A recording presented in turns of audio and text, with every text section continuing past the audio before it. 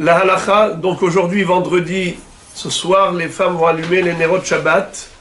Et il y a une opinion qui dit que une femme qui n'a pas assumé son devoir d'allumer les Nerot Shabbat, puisque ça incombe plus à la femme qu'à l'homme, pour quelle raison?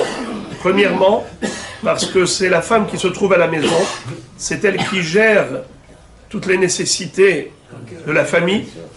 Et donc, étant donné que c'est elle qui prend en charge le traitement général de l'ensemble de la maison, de la famille, eh bien, c'est pour cela que Hachamim ont demandé à la femme que c'est elle qui doit allumer les Nerot Shabbat. Il y a une deuxième raison, c'est parce que Adam Arishon a été comparé à un ner. Ner Adonai Nishmat Adam Chofetz Kol Hadre Baten. Elle a éteint le ner en causant la mort de Adam Arishon, en lui donnant le fruit interdit, ce qui a entraîné sur lui ce décret de mort. Eh bien, elle doit le réparer. En rallumant le ner de la mitzvah, elle répare l'extinction du ner de la neshama de Adam Arishon. D'une manière ou d'une autre, la femme a donc le devoir d'allumer. Évidemment, si la femme n'allume pas pour X raisons, ou elle n'est pas là, eh bien, vadaï que le mari devra allumer les Nerot Shabbat, parce que dans cette maison, il faut qu'il y ait Nerot Shabbat. Si ce n'est pas la femme qui a fait cela, alors ce sera le mari. Mais elle a la primauté, la priorité et le devoir d'abord par rapport à elle. Alors, quel est le din si elle a oublié d'allumer les Nerot de Shabbat? Quel est le din si, pour une raison quelconque, voilà, elle n'a pas allumé?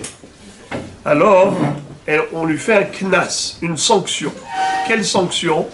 C'est que, dorénavant, tous les Shabbats, il faudrait qu'elle allume un ner en plus. Par exemple, si elle avait l'habitude d'allumer toujours 2 Nerot, alors elle allumera 3. Si elle avait l'habitude d'allumer par rapport au nombre de membres du foyer, il y a 10 personnes à la maison, 2 parents plus 8 enfants, elle allumait 10. Eh bien, elle va devoir allumer toujours 11. Pourquoi? Une bougie en plus pour rattraper le temps perdu. Ça, c'est une sanction. Parce que elle a oublié, alors on la sanctionne pour que la prochaine fois, elle n'oublie pas. Mais est-ce que de nos jours, on applique cette sanction? C'est ça la question. Est-ce que cette sanction, elle est aussi applicable de nos jours? Alors je vais vous dire non. Donnez-moi une raison. Parce qu'on est dans une génération et il ne faut pas alourdir, il faut alléger un peu les punitions. Eh bien, c'est pas pour cette raison. C'est parce que de nos jours, les lumières électriques sont toujours allumées. La femme a le devoir d'allumer les Nerot de Shabbat, mais figurez-vous que ça a posé un grand problème.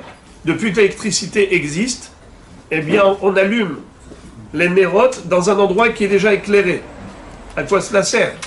À l'époque, en effet, si on n'allumait pas les bougies, les Nerot Shabbat, on était dans l'obscurité. Mais de nos jours, où la lumière électrique de toutes les façons éclaire le foyer, alors à quoi cela sert d'allumer les Nerot de Shabbat?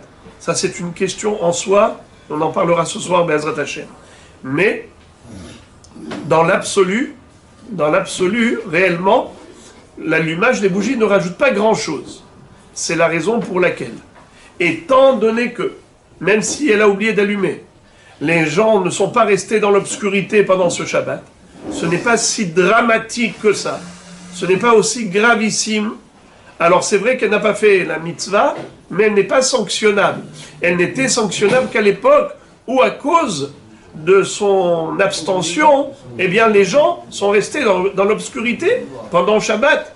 Mais lorsque nous avons la lumière électrique et que de toutes les façons ce n'est pas le cas, alors il n'y a pas de raison de l'obliger à rajouter chaque Shabbat une bougie supplémentaire. Bruchim tiyu.